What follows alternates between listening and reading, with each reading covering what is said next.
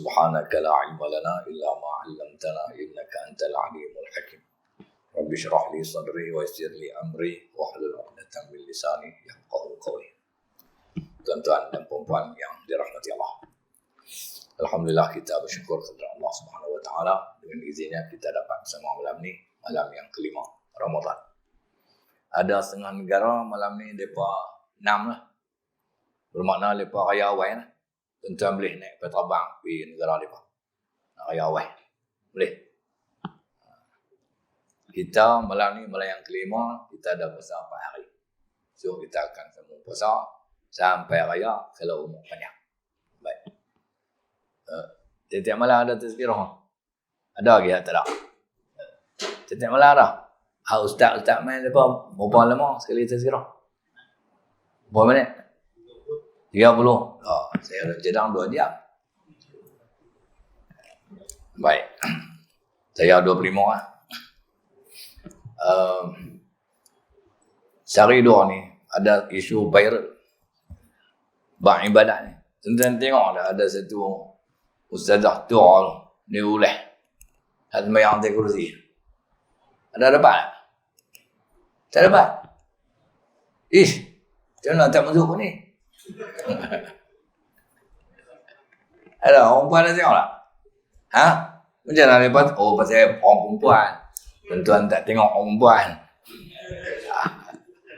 Baik, saya nak ulas isu tu supaya jangan keliau. Sebab dia ada kaitan dengan semayang. Barangkali penjelasan ustazah tu bukan barangkali ya, memang betul ya, tak betul. Dia punya penjelasan dia.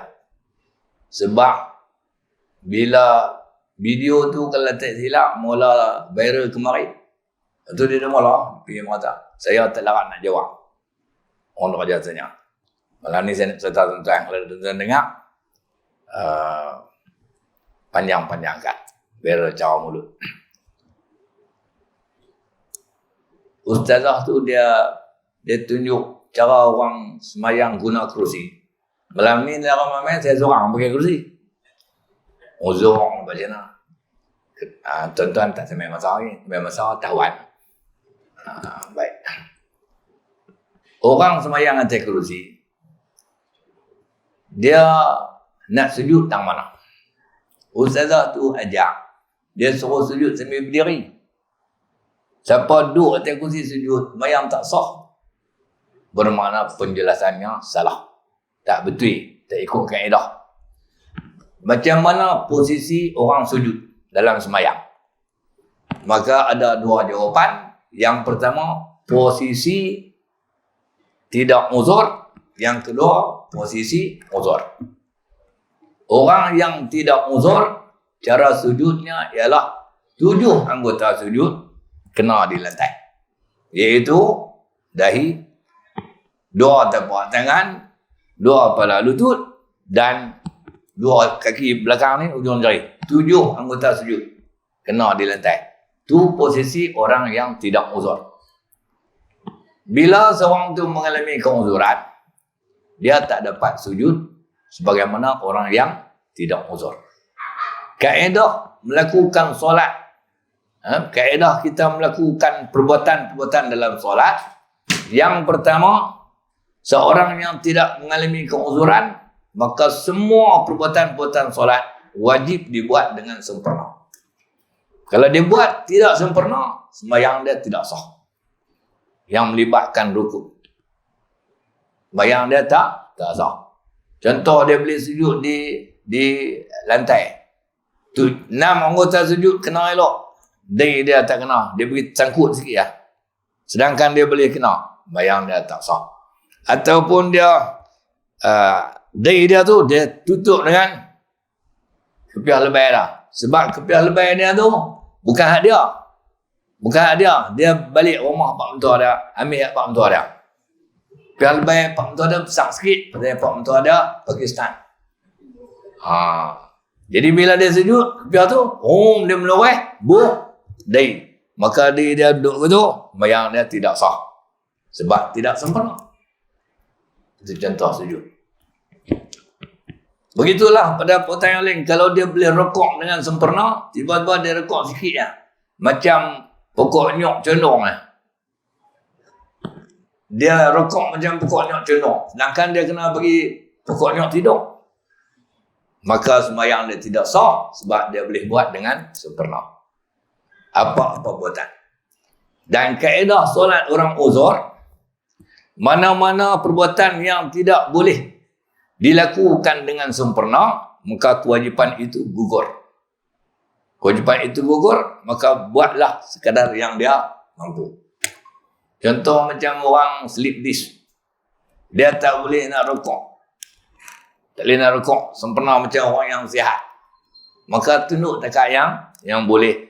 Maka kesempurnaan rokok tu dikecualikan pada dia. Itu kaedah melakukan solat. Baik. Ambil kursi, Mat. Saya nak tunjuk. Belum sejam lagi.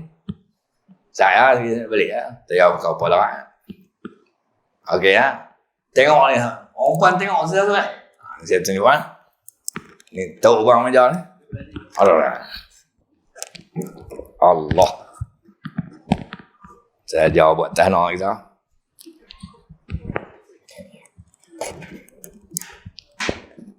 Tuan-tuan tengoklah. Okay, cara sujud. Yang pertama, cara sujud orang tak uzur buat macam biasa. Orang yang uzur dia ada beberapa cara. Yang pertama sekali, dia sujud dalam keadaan duduk. Orang yang uzur ni dia sujud dalam keadaan duduk. Dia tak boleh pergi ke bawah. Duduknya tu ada dua cara. Sama ada duduk di lantai atau duduk di kerusi. Atas kerusi. Atau duduk atas katil. Yang duduk atas meja lah. Okey, cara sujud lah. Sabar. Lagi tunggu marah. Kau pelari dia. Nampak cara ni macam orang sakit ni hoyak-hoyak ni. Okey. Betul. Jadi macam mana nak sujud? Saya tak boleh turun bawah. Sebab saya ni ada sangkak di dada kan. Saya accident bawah ni. Saya cakap ni lah. Kalau orang tu, dia boleh sujud di lantai. Tapi dia tak boleh berdiri. Dia boleh sujud di lantai. Lepas tu, dia tak boleh berdiri. Maka dia wajib sembahyang duduk. Dia wajib sembahyang duduk. Dia sujud yang sempurna. Kalau dia tak boleh sujud di lantai, dia tak boleh sujud di lantai. Tak boleh, tak sampai. Tetapi dia boleh berdiri. Maka dia wajib berdiri. Itu cara sembahyang. Siapa yang tak boleh sujud di lantai, tak boleh. Dia sembahyang duduk. Tapi dia mampu berdiri, maka sembahyang dia tak sah. Tapi kalau dia tak boleh berdiri, dia hanya duduk dan dia tak boleh sujud di lantai, dia duduk tu dia sujud dengan menundukkan kepala dia lebih rendah daripada kadar rokok. Itu cara sujud. Siapa yang mampu sembahyang berdiri dan mampu turun duduk di bawah tetapi tidak mampu sujud, maka cara sujudnya adalah dengan cara sembahyangnya berdiri. Lepas itu rokok macam biasa, iktidal macam biasa, nak sujud lagi kena turun duduk. Saya tak boleh buat. Saya tak sihat. Turun duduk, iftirah tu, lepas tu bagi tenang, tunduk. Tunduk tu adalah sujud. Itu cara dia. Kalau dia tak buat begitu, maka sembahyang dia tak sah. Sembahyang dia tak sah. Kalau orang tu dia boleh berdiri, dia tak boleh sujud di lantai, dan dia tak boleh turun duduk di bawah, tetapi dia boleh duduk di atas kursi, maka dia kena buat dia ni. Dia buat dia ni. Cara sujudnya dengan cara duduk. Dia duduk macam elok, sembahyang, berdiri, rokok, iktidal, sujud lagi, duduk dulu tu, bagi tenang. Lepas tu tunduk. Tunduk ni adalah sujud.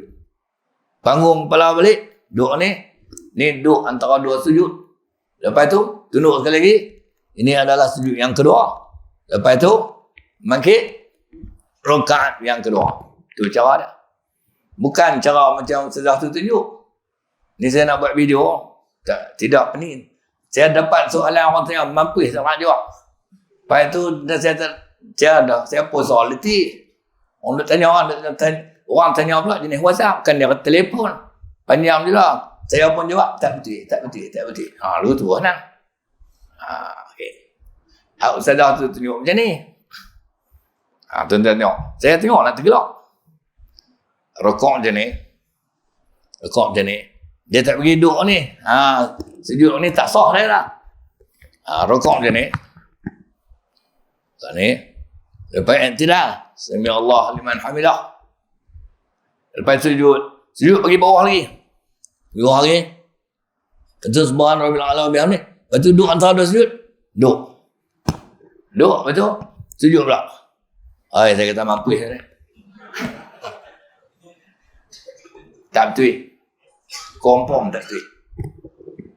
Confirm tak betul. Saya dah mutlaqah merata kitab lah. Memang tak betul. Yang satu memang tak betul. Sebab kaedah dia, orang nak sujud ni, kalau dalam keadaan dia uzur, yang paling mudah sekali adalah duduk. Hak cara berdiri dia abang tu, bagi orang yang tak boleh nak duduk. Hak tu boleh sujud dalam keadaan berdiri. Orang yang sembahyang berdiri 100%, hak tu dia boleh sujud dalam keadaan berdiri. Ada orang sembahyang berdiri 100% sampai bagi salam? Ada tak? Ada. Sembahyang banyak.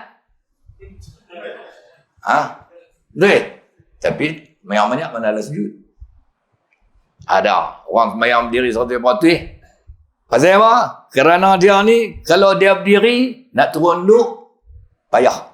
Kalau dia duduk, nak bangkit berdiri, payah. Dia mengalami dua situasi tu. Lepas tu kalau orang berdiri ni, dia berdiri lama-lama, apa-apa cepat. Dan kuduk ni, tak ada apa-apa lah. Lebih kurang tu. Ada orang tu. Lepas tu dia duduk pula, tumpang kuduk. Dan ku bangkit lagi, tak ada lah. Habis tu. Lepas tu, dan kuduk dalam kubur, tak balik lah. Lebih kurang tu lah. Faham tak? Jadi, boleh. Ustazah tu dia cerita tu, sebenarnya, sembahyang sujud diri ni boleh. Tapi, khusus untuk orang yang tak boleh duduk. Dia tak boleh duduk. Ni duduk orang tak boleh.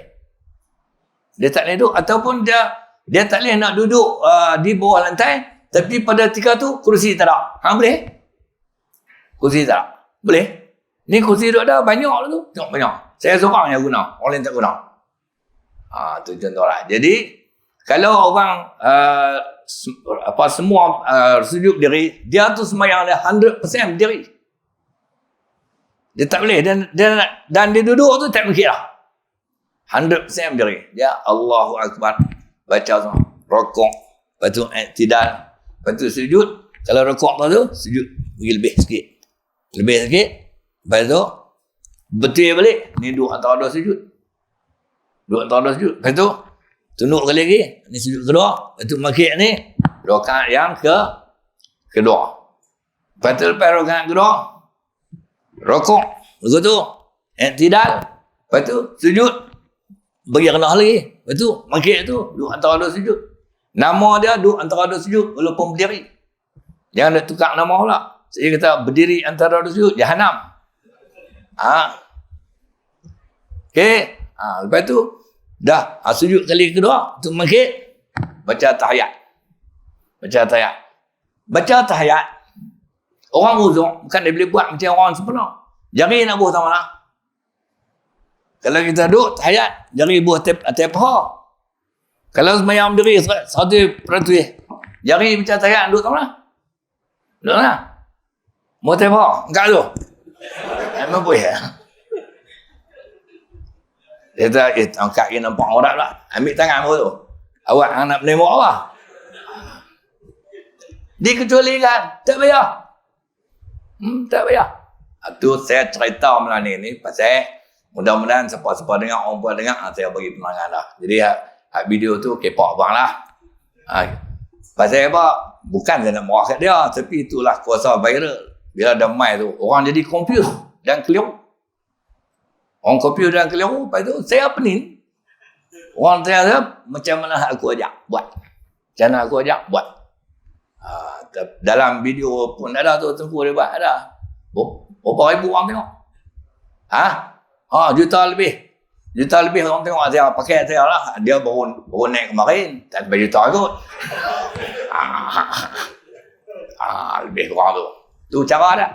Jadi tuan-tuan, saya putih cara sujud. Selesai. Lah ni saya nak berhenti lah. Jadi sikit-sikit. Berkaitan dengan Ramadan ni. Berkaitan dengan Ramadan. Dalam bulan Ramadan, salah satu amalan yang kita dituntut melakukannya ialah baca Quran. Baca Quran.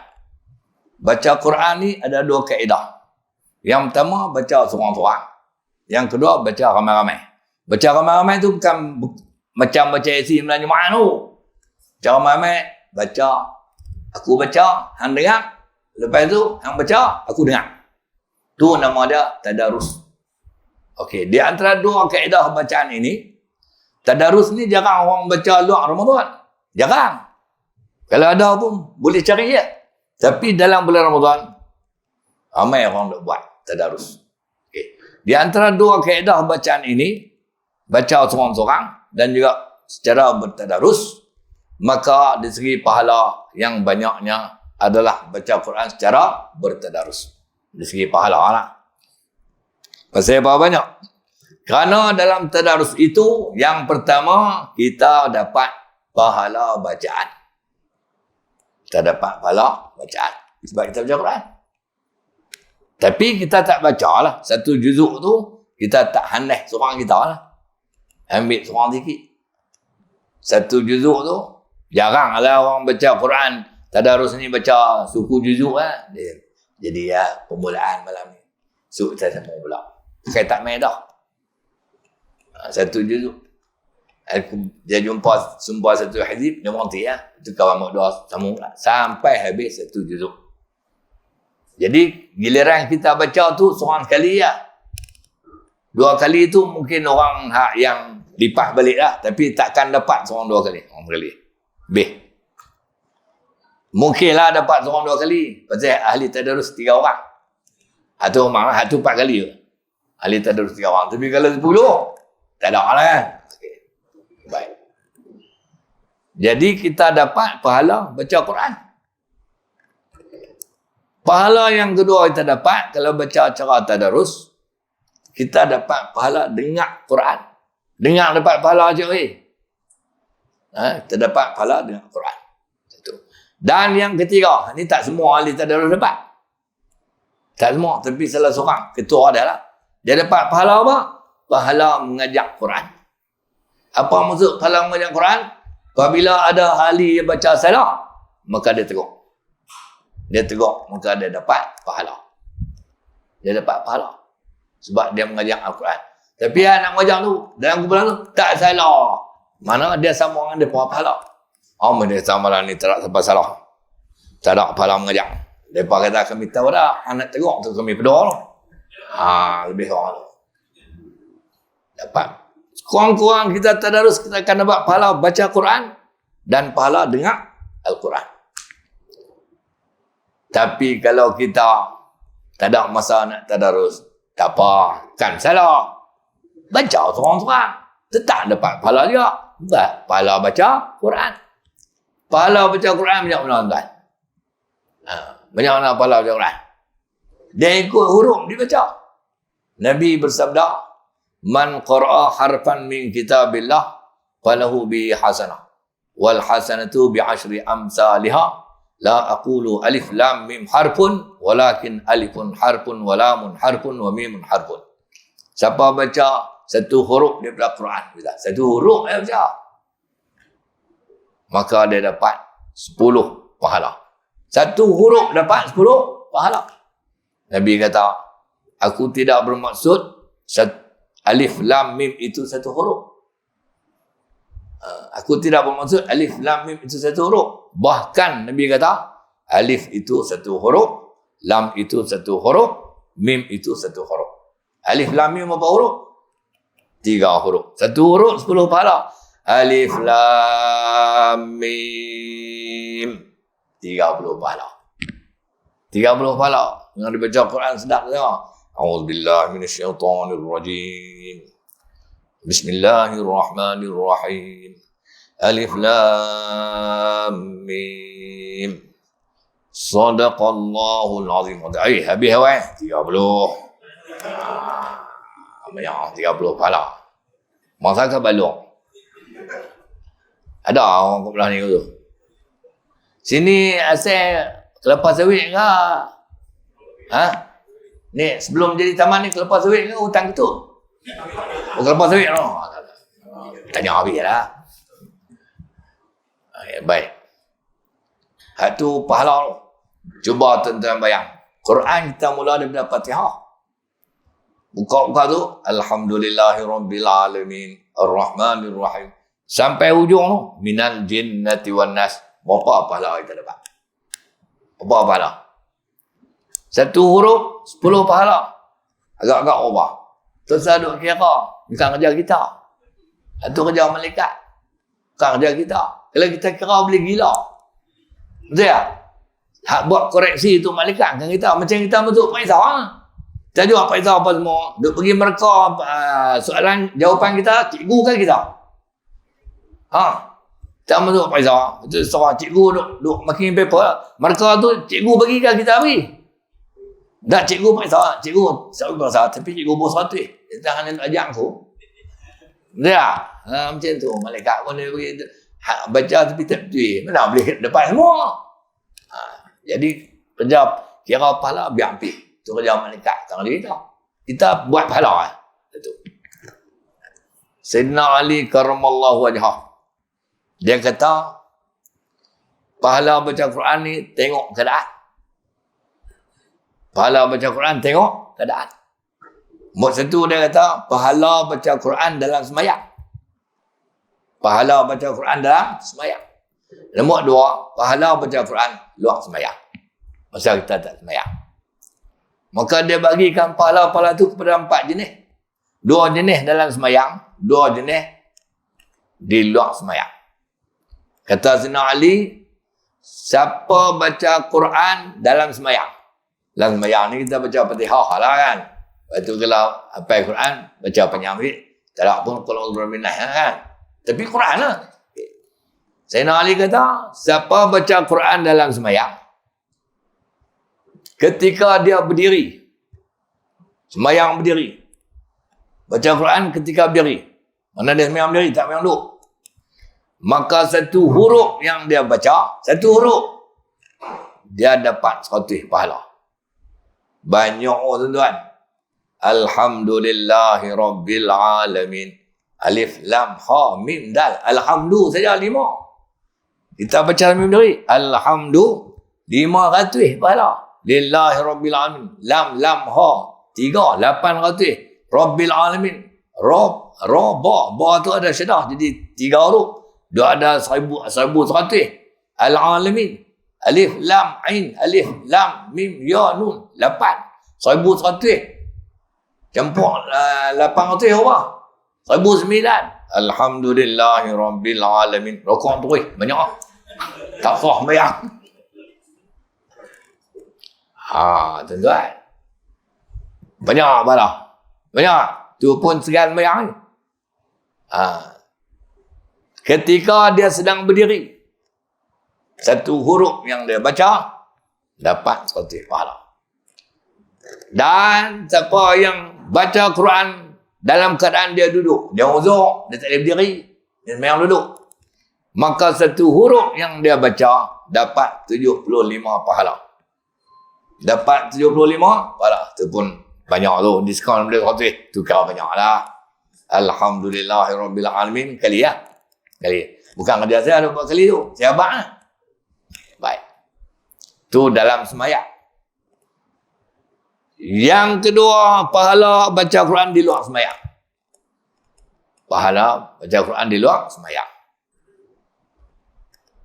Di luar semayang ni ada dua kategori pahala. Luar semayang ni contoh kita lepas daripada semayang tarawih, semayang wutir nak baca Quran. Tu.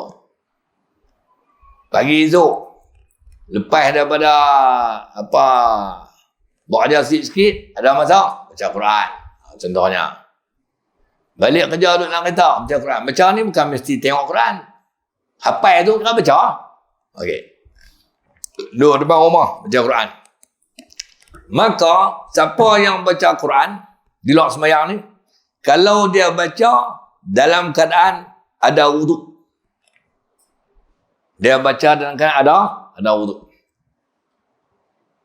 Maka dia dapat 50 pahala. Satu huruf dapat 50 pahala. Banyak. Banyaklah. Ni duduk dalam sembahyang ni boleh cari. Dan siapa baca Quran dalam keadaan tak ada yang sembahyang, dia tak pegang Quran lah. Tengok. Kadang-kadang tengok di dinding tu tengok tu. Dia piduk baca. Tak ada yang sembahyang. Baca. Ataupun dia baca Bismillahirrahmanirrahim.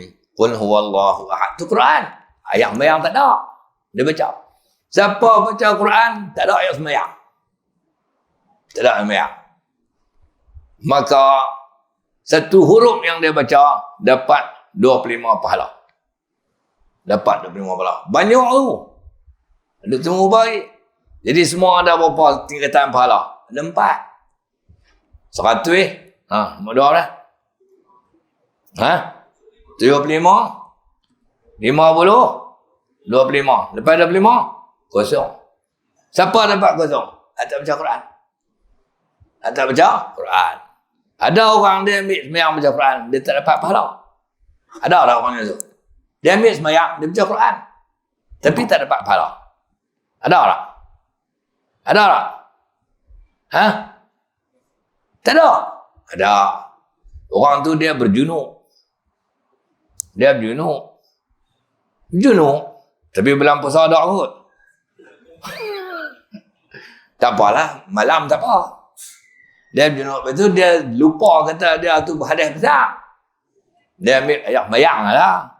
Baca Quran. Baca Quran dalam sembahyang. Baca syurah. Baca, alif lam mim. Tanzilul kitab. Tapi dia tu patut kena mandi wajib. Hampir ambil sembahyang lah. Baca Quran, dapat pahala. Dalam keadaan dia tak sedap. Dia tak berdosa. Habis sembahyang, Allah, aku patut kena mandi wajib. Ambil sembahyang biasa saja. Kalau dia jadi cik imam, balik mandi cepat-cepat. Jemaah tak tahu sembahyang jemaah tu sah. Jangan abang lepas, tuan-tuan, saya minta maaf banyak-banyak lah. Saya patut mandi wajib. Makmum kata haram jadah. Faham lah tuan abang ni? Kalau jadi dulu tu, balik mandi sangat-sangat. Sembahyang makmum tu sah. Atau dia punya satu kes, sembahyang makmum sah, sembahyang tu imam betul. Jadi tu saudara abang balik sangat-sangat. Mandi apa semua, lepas tu sembahyang lain. Bila sembahyang lain, bini tahulah. Bini kata, bukan abang pergi sembahyang di masjid ni. Sembahyang masjid. Itu pasal sembahyang lain. Jadi, tak sedang kata kena mandi wajib. Aku ambil sembahyang saja lah. Mandi wajib. Lepas itu, bini kata, buat dengan siapa? Bini pening, saya tak mandi wajib pun. Jadi kau mana? Cuba tengok saya. Cuba benar. Buat dengan siapa? Saya tak mandi wajib pun. Dia, Allah silap balik rumah satu lagi. Itu lah tak ada. Faham tak? Baru bini dia tahu ada seorang lagi. Jangan. Itu contoh dah. Jadi tuan-tuan dan puan-puan yang dirahmati Allah, cukup saya nak berhenti lah, 10.30. Sama-sama lah kita buat ibadat rajin-rajin bulan Ramadan. Sebab kita tak boleh jamin ni. Adakah Ramadan ni terpandang lagi tak boleh jamin? Ajai Allah Ta'ala yang mengetahui bila dia nak ambil kita. Selagi hayat di kandung badan, pulun habis-habisan. Pahala paling banyak, apa saja ibadat, hanya dalam bulan Ramadan. Bulan lain tak boleh ting. Tahu tak ting? Tahu tak ting?